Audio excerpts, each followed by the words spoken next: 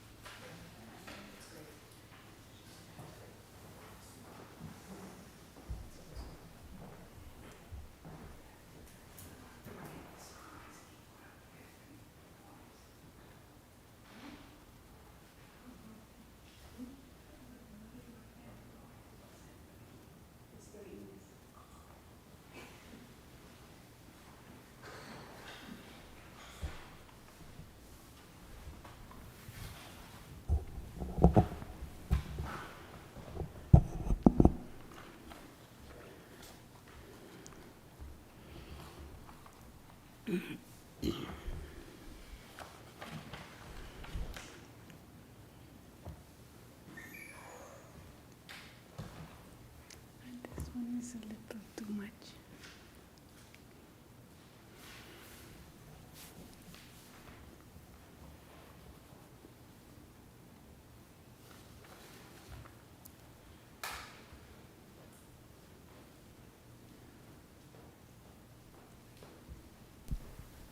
Hello, everyone. Welcome. Good evening. So, does anyone know what are we reflecting on today? What's today's topic? Everything can be specified in karma, classified as karma. Okay, that's good.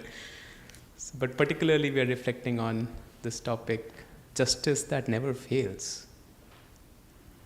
That's the topic. I was wondering. Let's start with a question. Who feels there is injustice in the world?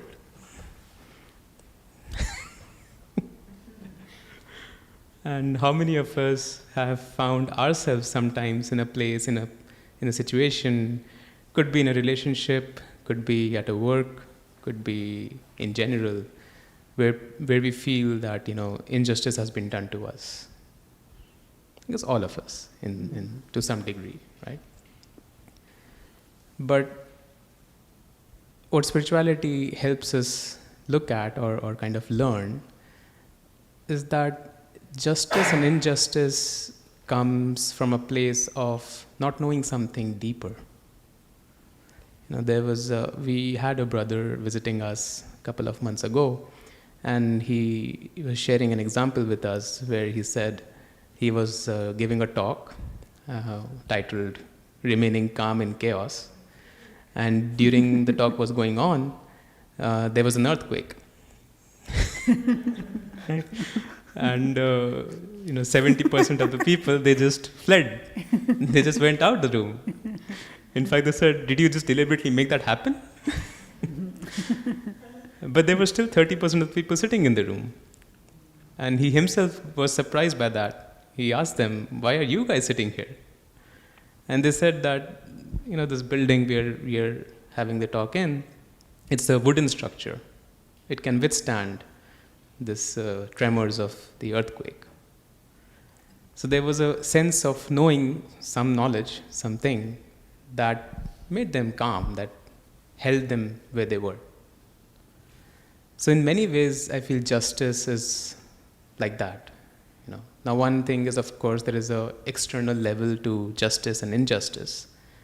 But then there's a whole internal world within us where we sometimes maybe are unjust to ourselves, to the mind.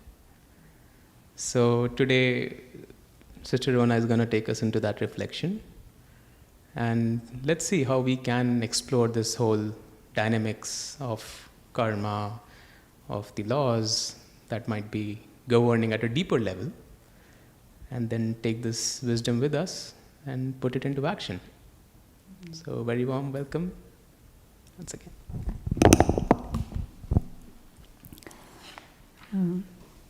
Actually, I would like to say thank you for having interest in this topic, because it is quite a deep topic, and maybe in some cases also challenging topic. So if you are taking it on, it means there's some quality of intellect, quality of mind, a person who wants to understand things at a deeper level. And so this topic of justice that never fails, it implies that there are certain laws and certain rules and man-made justice, you could say, that does fail. Or that at least fails us, or we feel it fails us. And that there are sometimes rules which do not apply to everyone. They apply to some, but others, they can escape those rules or they can escape those laws. And then, of course, we feel this is not fair, this is not just. If there is a law, it should apply to everyone. If there is a rule, it should apply to everyone. If there is a dynamics, it should apply to everyone. And when it doesn't, because someone can escape those rules or laws or can impose some other thing that makes it beneficial for them but not for others, then we feel this is not fair, this is not right. And rightfully so also. The thing is, what is useful to understand for us is that there are man-made laws which have their flaws, and even if they are perfect, there will still be ones who can escape them. But there are laws in this physical universe that no one can escape. For example, there are the laws of natural science. Gravity is one such law. If someone jump out of the window, there's only one way where they will go, and that is down. And it doesn't matter if he's a king, or if he's the CEO, or if he is illiterate, or if he's rich or poor, or whatever skin color or religion. The laws of gravity do not discriminate. There's only one way to go, unless you have some, some flying vehicle, it will pull you down. So there are certain laws that are absolute, and they apply to everyone. There are certain laws, and they are man-made in general. They are not absolute, and we find loopholes in them. Now, the laws of science and the laws of natural science, that is one area where laws are absolute. This flower, it was new, fresh, clean. Of course, they cut it and then they sell it, and it will become old. It will become withered, it will become, discolored, and it will disintegrate. Doesn't matter who buys this rose. If it is a rich person or a poor person or a Christian or a Muslim or an atheist or black or white, doesn't matter. This rose, sooner or later, will wither, disintegrate, finish. So the laws of nature and the laws of matter, they apply, and they apply indiscriminately. Am I saying that right? They apply to everyone. Doesn't matter if you buy or somebody else buy or somebody give you, it will still happen. And there are many, many different things. There is fire. Doesn't matter who put their hand in fire. Fire will not say, "Oh, I will not burn you." Or somebody else, "I will burn more." Or the rain doesn't say, "Oh, I will not wet you, and you I will wet." Certain of those dynamics, they happen, and they happen for everyone. Now, there are also laws at a more subtle level, and they also apply to everyone. And just because they're subtle or because they're invisible doesn't mean they don't work or they don't apply. It's just that it means I don't know them. There are laws of molecular biology. You don't know them, but they still work. There are laws that create the formation of clouds in the sky and certain temperatures. There are I don't understand, but they work. Now there are laws at a more subtle level that many of us don't know, or we don't know accurately or in depth, but they still work. And like Achal was saying in the beginning, if you know something more, it can put you at ease, it can put you in peace, it can help you take better decisions, make better choices, if you know certain things which are useful. And this law, which is called the law of karma, is a law that is extremely useful for us to know and to understand in depth, and not in that, in detail and accurately. Because it can help us guide our life, and it can help us gain perspective on things which we otherwise would not have, and we otherwise would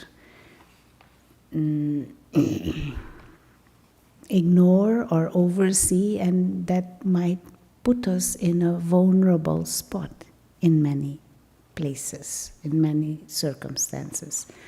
Now this law of karma, kar means hand. Literally the word means hand, and it comes from, karma comes from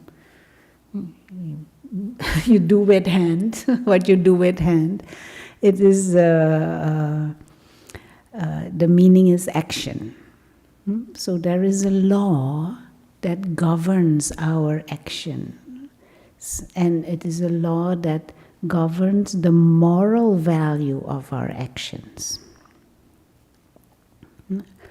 I mean, if I take my fist and I punch it to the wall, what will happen? It will hurt, yeah. And it will hurt everyone also. It's not, it will just hurt me. Anybody who punches, some might be more resistant and more trained, but it will hurt everyone. The wall punches back. So there is a action at a physical level, and there is a reaction, a return, opposite action of what I do. But when I punch, the action is not only the punch. The action is also connected with the thought behind the punch. No, I can punch because I hate you. That is the moral dimension of the action. Thought is making you do it. Yeah, not only the thought is making me do it, but the quality of the thought is there. Because I could also punch this wall because it needs to be demolished, because something new needs to be happening there. But I can also punch out of frustration. I can also punch because I just want to break. And I hate you, that is why I don't want this wall, so I break. So the quality of the action is not just the action in itself. It is also the thoughts that accompany that physical action. You understand? And there is a law that governs that moral dimension of the action. Your intentions behind your actions, your thoughts behind the action, and even at a deeper level, your perspective that you hold, your deeper, what is your attitude that you have. Now, another example, say there is some charity to be done, some research into some cancer institute, that research. And someone donates, what, $10,000 for research. That is action. It's not action with the hand, well, maybe you write some check or so, but the action of the giving of money is there. But that action is also colored by the intentions behind. Someone may sincerely do that because they want to help and uplift, bring some benefit to society, bring some benefit to health compromised people. But that action can also be done because they want their name like this on the lap, the wall. My name should be there, and also a publication in the newspaper of how much I donated. So then the intent behind the action is, what is it? Some ego need to be inflated. And maybe also,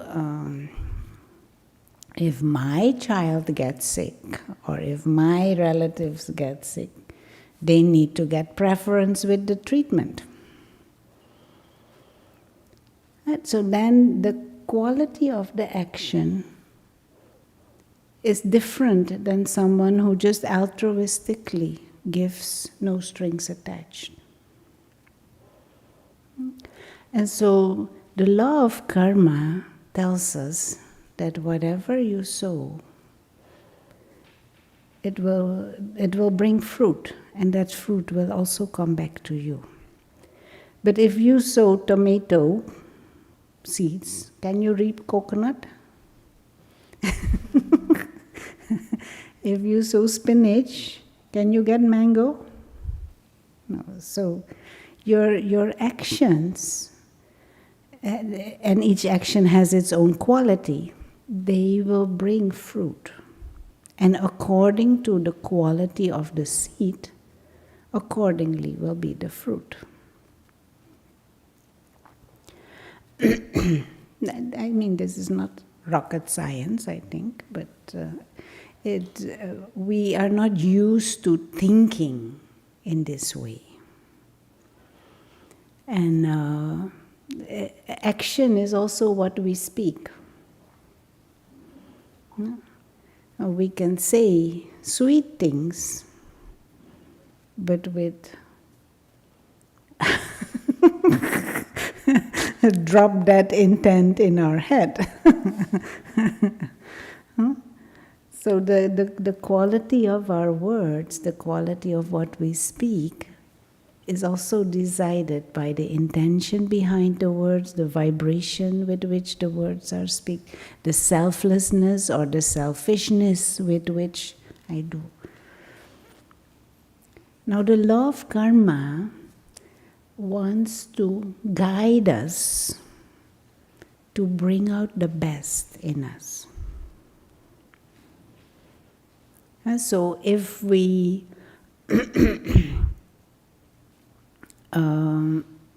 it will give us back what the quality that we put out with the intention for us to learn that this may not be the best way.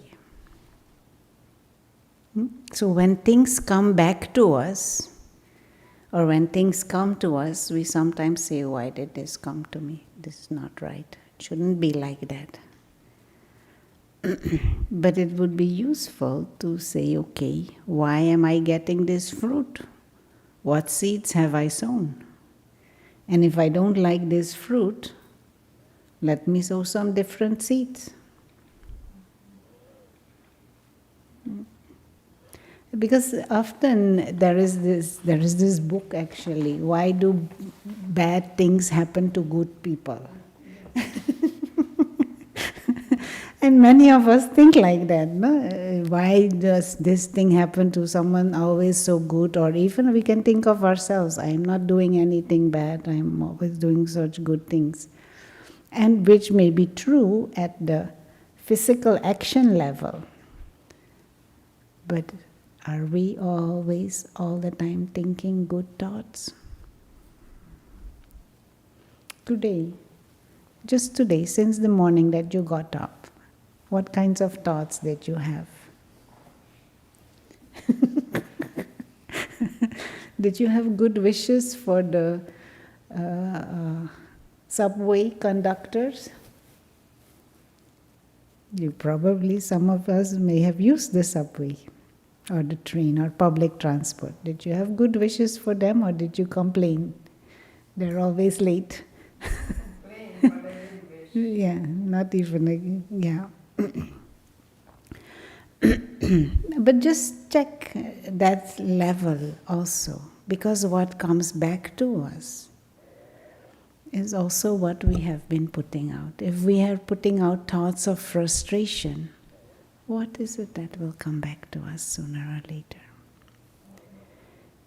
If we are putting out useless thoughts, waste thoughts, just random useless thinking, what will come back to us? Random useless vibes of everyone around, and there are plenty around in the city.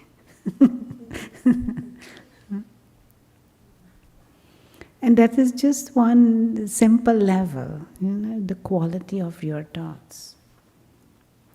Or we walk around, or we meet people, we interact with people, and you judge them. Even by their appearance, no? Eyes go scanning upside down, downside up, down, down, up. Scanning. Judging. It may appear innocent, but there is an attitude behind that. That others will also do with me.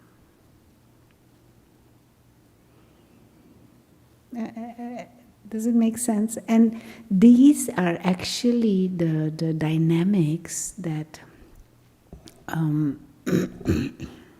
what is the word?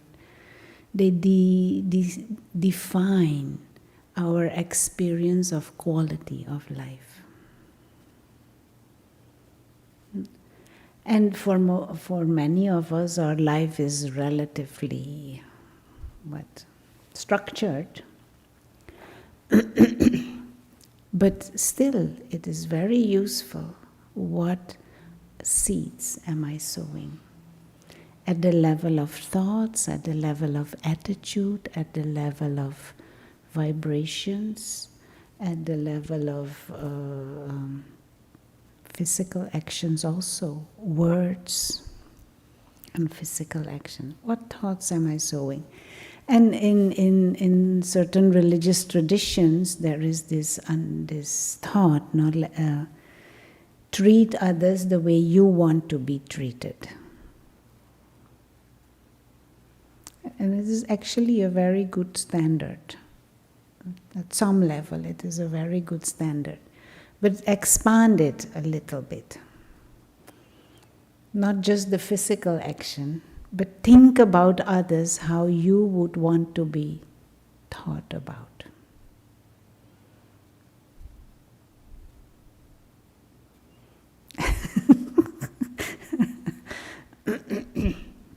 Have the attitude towards others, the attitude that you would want others to have towards you.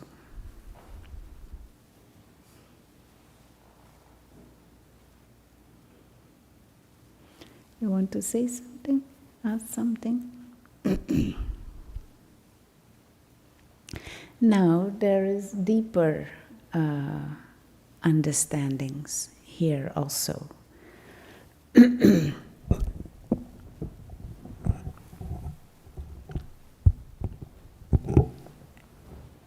And we can only start experimenting with this little by little by little. But in deeper behind what is said and what is meant by this is that my internal factors decide what I put out. And then that is what brings a reaction or a return.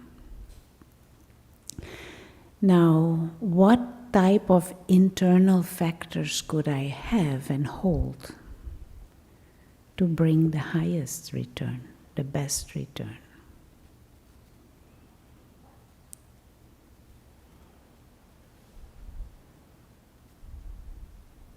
How can I plant those type of seeds that will bring a life of harmony?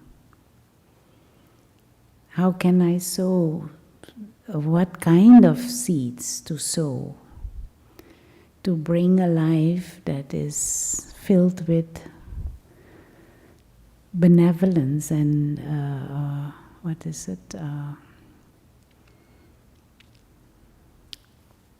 wealth, health, prosperity, also harmony in relationships. What thoughts, what seeds to sow, to invite that? Thoughts of kindness, cooperation. Thoughts of kindness. Cooperation, helping, gratitude. Mm-hmm.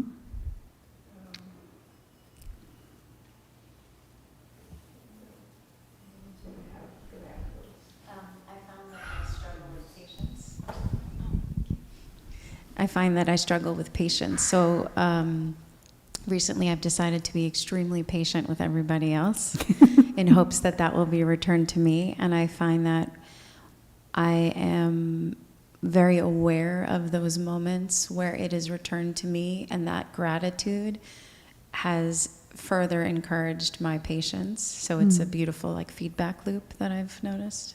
Very good. Yeah, very good. It's useful to experiment with these things. Something that I sometimes share in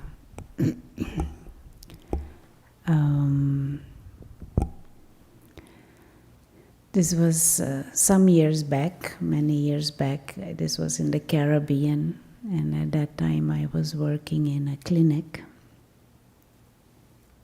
And I had an old car, 20 years old car, but it was working fine. And night shifts, weekend shifts, anything, whatever there was a emergency or anything, I would just take the car and go, no problem, wherever. And so one day I come to work and my colleague has a new car, some flashy new car. So he says to me, you should get rid of this old car. It doesn't look good. You earn enough money, you should not be driving this old car. I said, well, nothing wrong with this car. He said, no, it is old and it will soon break down, get rid of this thing. Anyway, we go to work all day working, and for some reason both of us end at the same time and we walk out.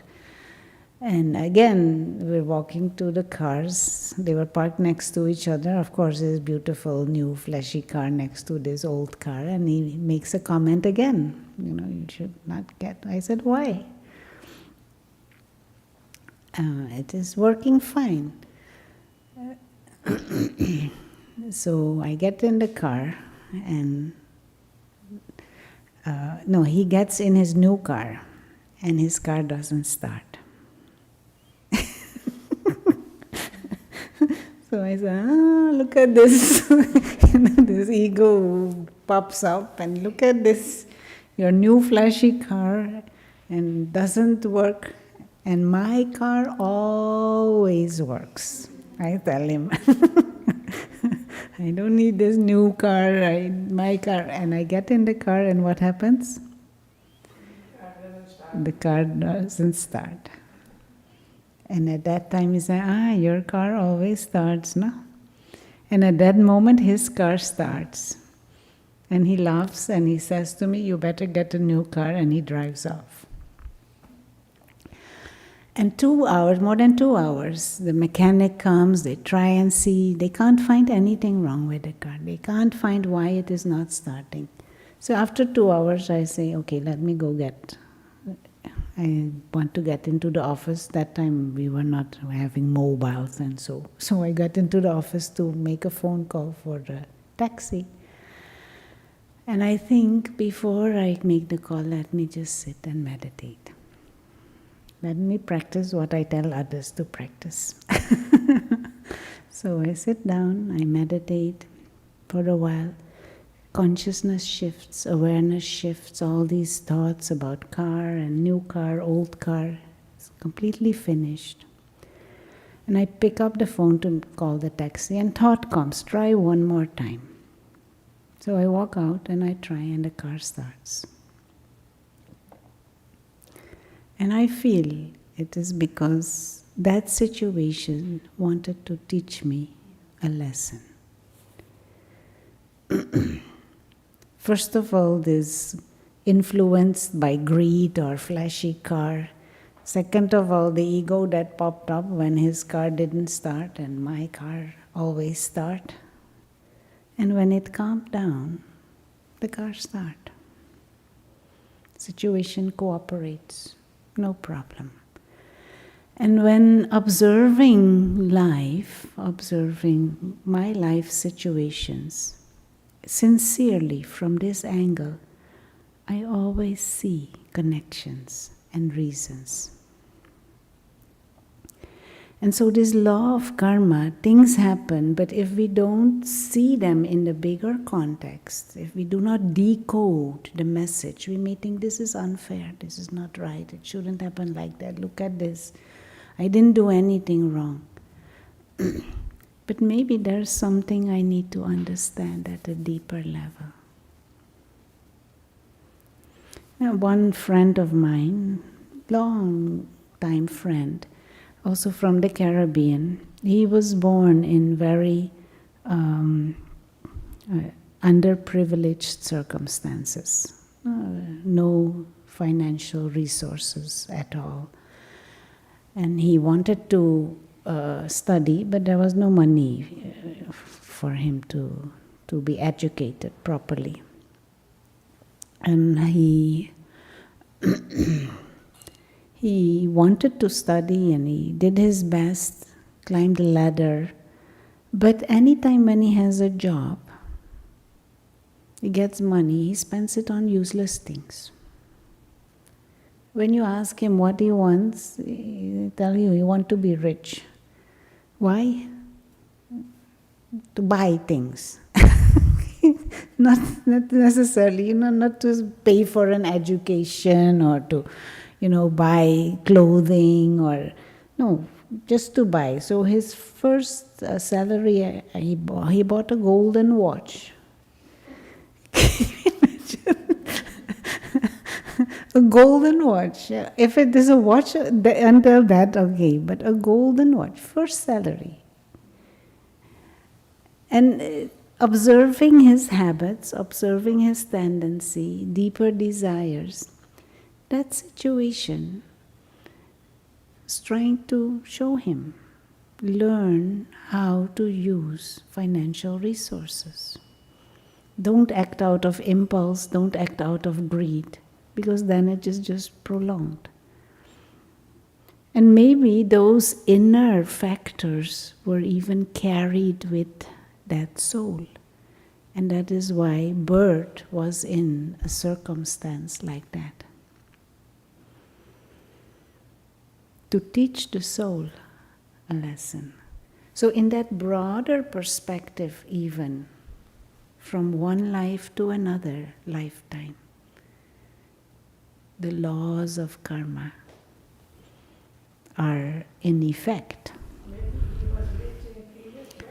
Maybe he was rich in previous birth, but rich in itself is not the point. It is the misuse or abuse or indulgence through wealth. When he was rich. Yeah, when he was rich. Yeah. And now this situation is difficult because those tendencies are in the soul of greed, of misuse, of abuse. And I could see this tendency because when he does get little bit money, he doesn't buys a golden watch. And so this situation, and that watch broke. Not too long after it broke. So, and it is a nice guy. He's a nice guy, chatty, helpful in many ways. But there is that tendency. And so the law of karma is trying to send him signals. Understand? So, and in a bigger scheme of things, you can say, oh, this is unfair and why, but if you consider the journey of the soul, there are many moments that we could learn the lessons if we are so inclined. If we want to look at life and our life like that. You want to say anything? Ask anything? Does it make sense? Anyone on Zoom want to say anything? We are having Melody with us. And probably also Sophia. They are joining us from the Caribbean, from Haiti. I think so.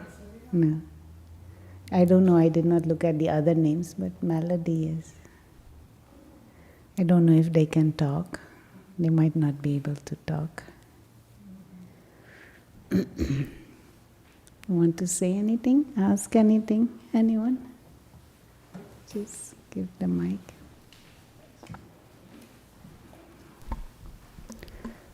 Melody. Om Shanti. Om Shanti. Hello. From Haiti. Yeah, she's joining us from Haiti. I did have a comment. It's as if new because I was hesitating on turning on my camera. I was like, do I have to turn on the camera to ask the question? And then you said, I see Melody. I'm like, ooh, okay. And the question is, sometimes our intentions can be, we can sometimes deceive ourselves in the intention, Of as course. we Yeah. we're convinced that we're doing the right thing with the right intention, but yet again something Yeah. might be in there that makes things Yeah. Yeah. that influence the karma. Of And course. yes, this can be tricky. And I just wanted to ask a question as I made the comment, Yeah. though I don't Yeah. know exactly how to ask the question. Yeah. Yes. No, understood. And of course, we can sometimes deceive ourselves and are not really very clear as to what deeper intentions are behind. And this is actually where the deeper spiritual practice comes in. And we haven't touched on that yet in today's talk, but at the deepest level is our sense of identity and our sense of purpose and our awareness of the big picture. So once we are operating from that place that we call soul awareness or soul consciousness, and more we grow into that soul consciousness, more we grow into that soul aware state, from there, thoughts, words, intentions, attitude will also be more and more in alignment with benevolence.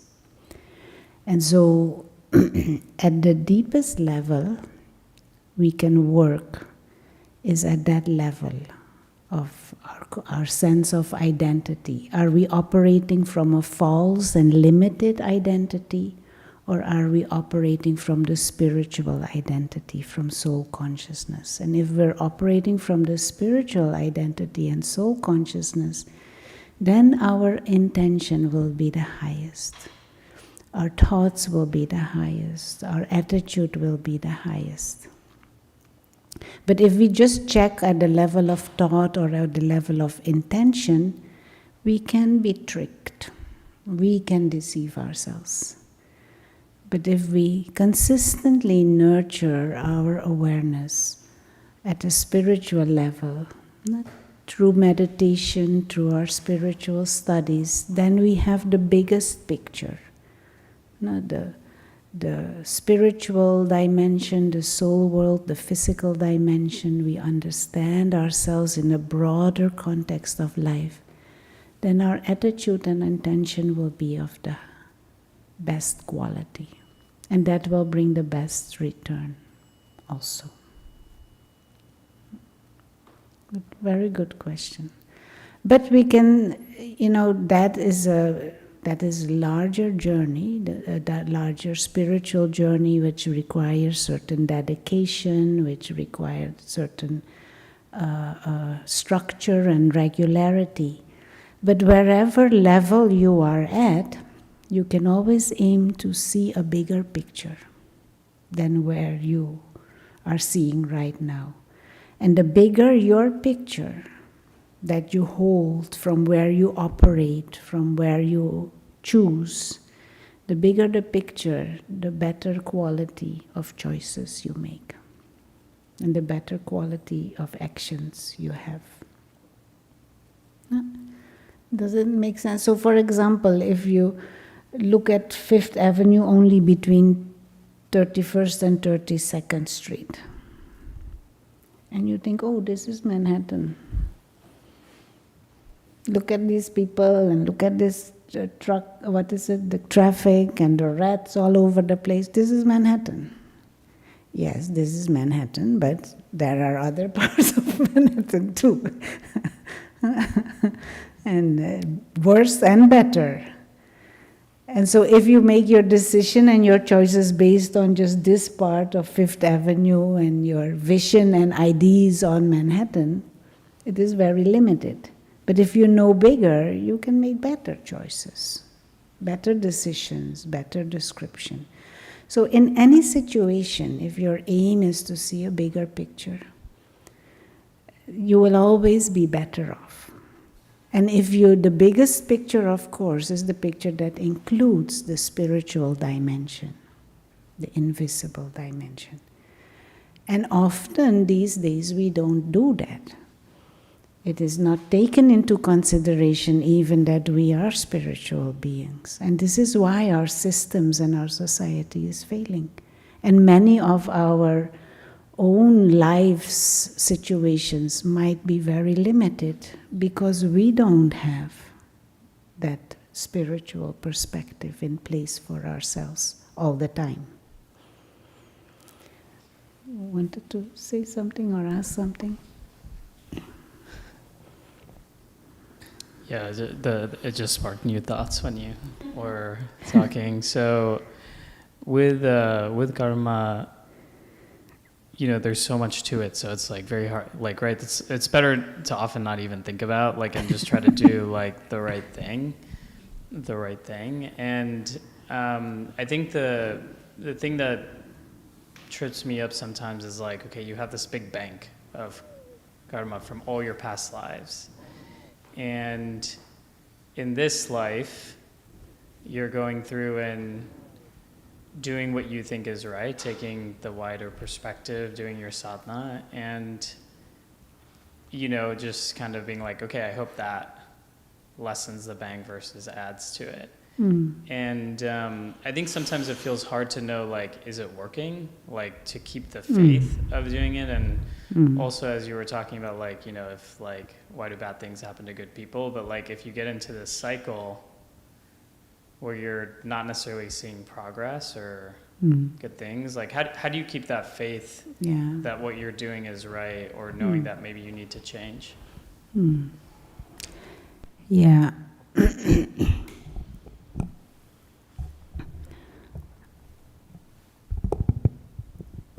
First of all, doing what is right in itself can become vague for us, no? And of course there are some discourses and some movements where they say nothing is wrong, nothing is right, anything is okay. In the context of Raj Yoga, what we mean by right is what is beneficial, benevolent, but brings benefit for the self, for others, either now or in the future. So, for example, if I eat some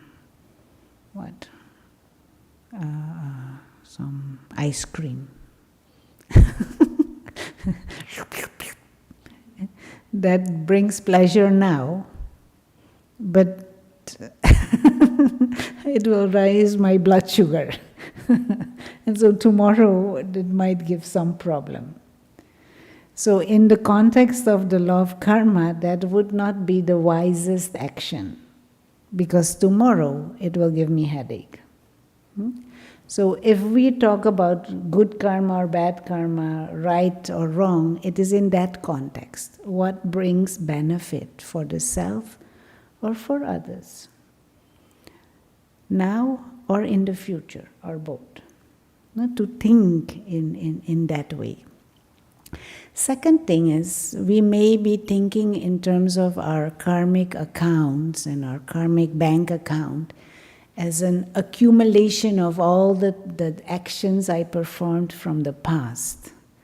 But that is a bit limited, because that would be huge, you know, how many billions and millions and billions of things are there, even from this life. Every day we do so many things. But how the accounts are carried over is in the form of our tendencies, and in the form of our inclinations, in the forms of our likings and dislikings. So somebody may have, the account I'm carrying is that I have the habit to be angry all the time, or violent, or that I feel insecure all the time. So that is from what happened before in the past. It is the account now. So I also don't need to know what happened and what I did and what I not did, and it is not a one-on-one thing even. The moment I drop or I come out of that insecurity through whatever practice or therapy or whatever reason that helps me, then it means that karmic account is dissolved. Understand? Now, this also means that what I am doing now is creating also accounts. So even if whatever I've carried from the past, it is not rigid, it can change, it can shift. And for example, this friend of mine that I talked about with his golden watch and money, he can change that. He can use wisdom and understanding to change that. He can use practices, he can do different actions now, and he can shift within himself that greed into maybe a more an attitude of giving. And he can practice that, and then that account shifts. Understand? And how to not give up, I think if we are sensitive to observe these dynamics in real life on different levels, we know it works. We know it is operational. But we need to pay attention, and we sometimes don't, or we only pay attention to certain things. Like I was saying in the beginning, if I just look at the flower and I know there is a law that rules this flower and the life of this flower, I can see examples of the laws of nature and the laws of karma everywhere if I pay attention to it. And the same applies to the more subtle law of karma. And if I look at my life sincerely, with a certain receptiveness, I will see that law working. Maybe not always where I would like it to, or how I would like it to, or maybe I'm not always alert enough, or accurate enough, or determined enough to shift things, but I will see it. Even with my simple things like eating. If I eat in a certain way, I will see it on my skin, I will feel it in my stomach, I will... Health issues or non-health issues, simple things like that, I can see that already. It is there. And what motivates me to eat certain things? Some deeper greed, some lack of satisfaction is there, and when I am in a good space, in a good state, I don't feel hungry at all. You understand? So it's... Of course, it's not to say that you're never frustrated or that you never shift, but if you're truly honest and sincere, you see this law at work. We just need to pay attention. And if not in my own life, I can see it in life of others also.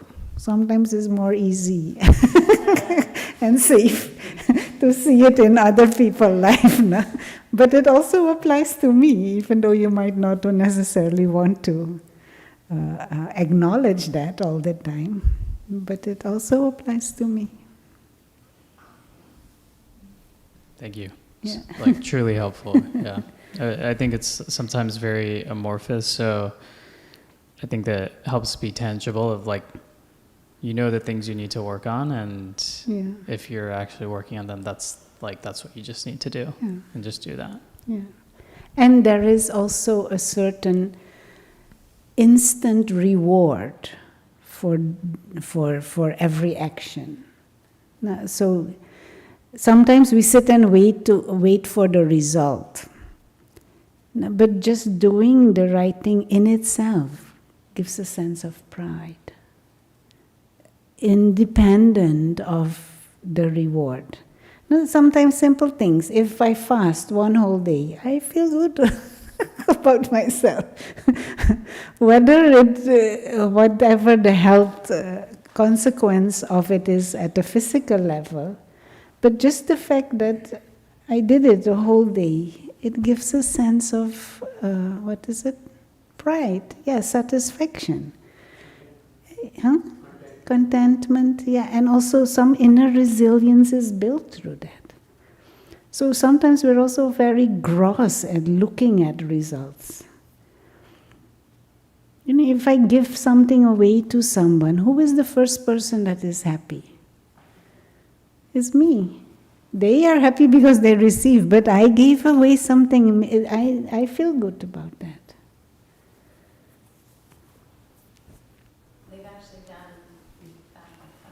It's for those on Zoom, no, that they can hear. They've actually done like scientific research and done brain MRIs, and they found that nothing in life lights up more pleasure centers in the brain. Not money, not food, not intimacy. None of them light up as many centers in the brain as giving. Yeah. And the joy of giving neurologically even is the most stimulating of all of the experienced emotions. Yeah. I do have a question. Linking. Yeah, just one moment. Yeah. This is very useful, and this is very useful for all of us to know. Because we live in a society and a culture that consumes, and we are trained to consume, we are taught to consume, we are taught that we need, that we want. But it is actually the opposite of our human nature. We feel on a high when we give. And more we get, more we need. More we need, more we want. More we get, more we are scared to lose. We're coming into a downward spiral of negative emotions, which is not recognized in society, even not by our health care and mental health care systems. The healthy habit of giving, even if it is not fully from the heart, still it is better. Still it is better. And it would be so useful if this kind of research get more popularity, because part of our mental health epidemic is because of structures in society and tendencies that are very unhealthy, and they go against our human nature, our innate nature, so to speak. But once greed is stimulated, then that wants more and more golden watch and another one, but it never makes us really happy anyway. How long are you happy for the golden watch? 1 month? Not even. Few days, then you don't even notice anymore, probably. There's a nice expression, very simple. To live is to give, right? Yeah. That is the true experience of life, is to give to others. And that there's a concept of hedonic adaptation. There's only so much time you're going to get joy from ice cream or a gold watch, but giving does not really have a limitation. That will continue to give back to you, indefinitely. But from reading about Vedantic philosophy and this concept of where do I come in, what material possessions do I want next, and I just linking Melody's question and your question as well is just this concept of zooming out, just kind of the way you explain it is zooming out and looking past yourself, looking at the bigger picture. I find that the recurring theme in all of these discussions for me is death of the ego, and like releasing your own importance in that journey. I'm just curious if you can speak a little bit more about the de-emphasis of the self on the journey of attaining one's own karma. Yeah, in the Raj Yoga concept, it's not so much de-emphasizing the self, but emphasizing the real self. There is huge understanding and emphasis on the amount of false identities that we have built up, which is what we call ego, not the false idea of self. And the invitation and the encouragement is to bring our sense of self back to a spiritual identity. I'm not this body, and I'm also not the characteristics of this body. This is the vehicle. The real self is the soul. Genderless, ageless, skin colorless, all of that. And because human beings, we have identified with this. We feel, and this is where the complications have come in. And ego just grows and flourishes. But once we are in soul consciousness, this becomes extra. It is an extra gift. It is a toy with which I play. What is it? Sophisticated and intricate, but it is not me. And so in soul awareness, in soul consciousness, you feel everything is a gift. Even this body is a gift. You feel grateful and happy. You don't feel this is mine or I need. So much is given to me. And then there is joy in sharing. There is joy in giving. There is joy in playing. But that is a shift of consciousness and a shift of awareness of self, which is useful to explore.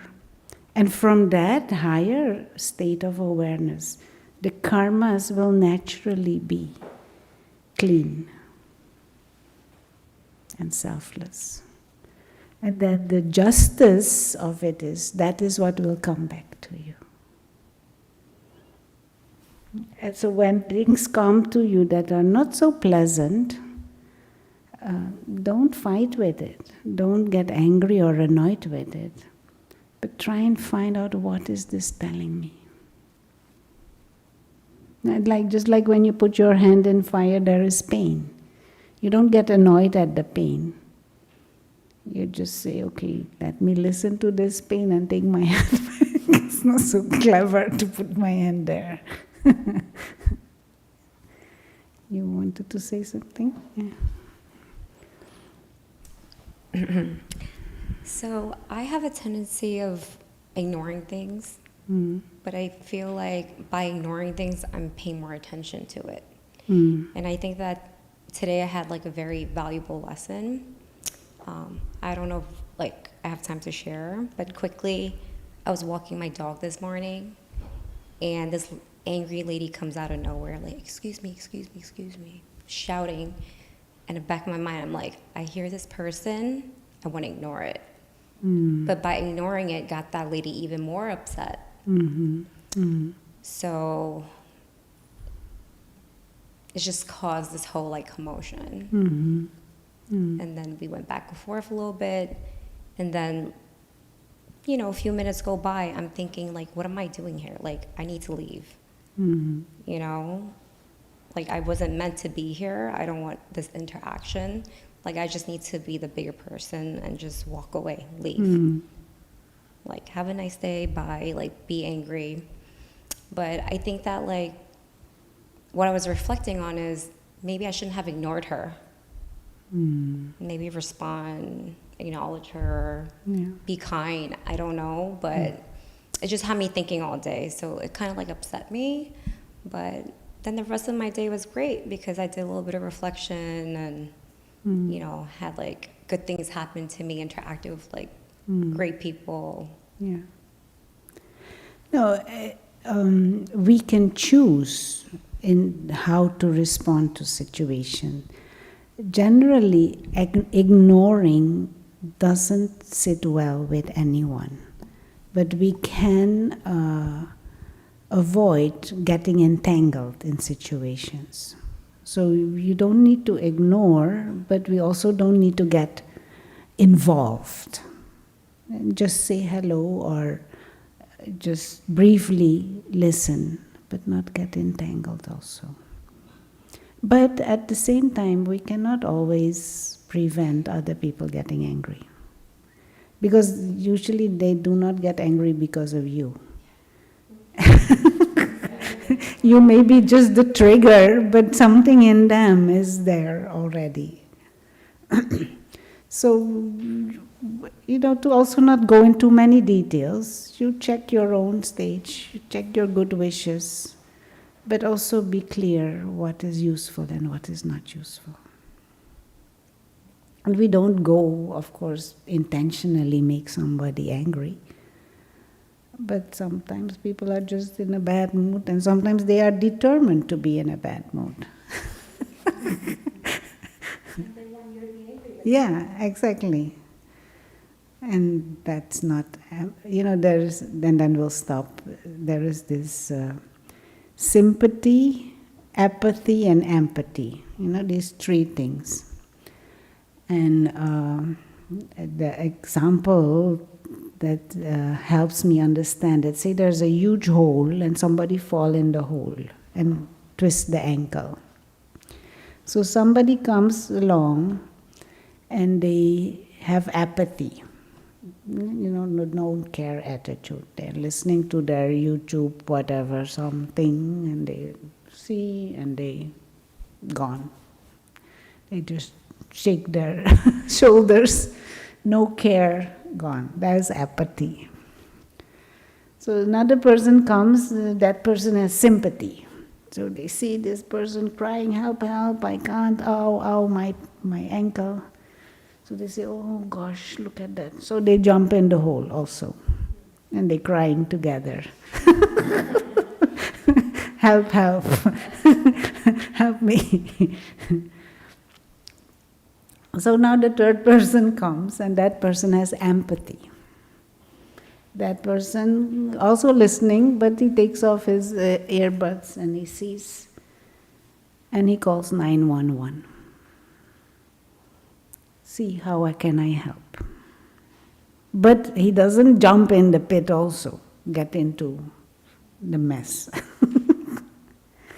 So sympathy is not useful, because you also then become angry or you cry, you get depressed with them. Then the problem is bigger. Now they have two people that they have to rescue. Apathy, that is just, I don't even know how to describe. Empathy is good. You see, you observe, what can you do, what can you not do. But don't get distracted from what you're supposed to do with your own life. And of course the pit is very gross, so it is obvious, but getting angry is like getting in the pit, with somebody else already angry in the pit.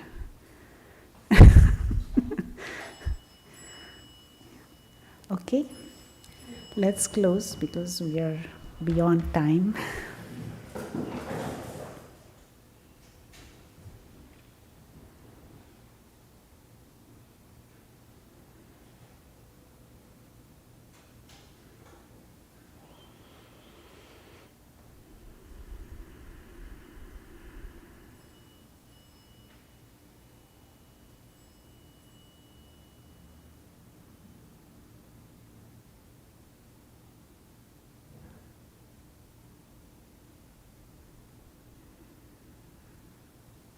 Thank you. Especially for those on Zoom, we have half an hour guided meditation before the talk. So at 6 we start with the guided meditation. And it is also on Zoom, so if you want to join, feel free to do so. And those who are here, 6 to 6:30 we have this guided meditation. Try to come a few minutes earlier so that you are seated. And mentally be prepared that there might be some noise and movement, but that's okay. You just learn to transcend. Okay, thank you and see you next week, maybe. I forgot to say, on Monday, is it Monday? Yeah, Monday, we have a Raj Yoga 7-day meditation course starting, where there is focus on meditation and meditation exercises, but also the Raj Yoga understandings and philosophy. But it is an online course only. So you could join online if you have interest, and if you know people, even if they live far, they could join. Yeah, next month it will be in person. And there are other options for in-person ones, but this is online. It starts Monday and it is 3 days next week, 3 or 4 days, and then the next week 3 days, and then it is finished. What time does No. it start? It starts at 6:30 to 8. Oh, okay. Okay. No, I it think is I will not do 7 consecutive days. It is 7 days spread over 2 weeks. Just go on the website and then you will Oh, it see will be the dates and the line. And it is, yeah. It is also, if you don't have to travel all those days to the center, you can join online. That one is an online course. Okay? Okay. Thank you. Good night. Good night. Bye.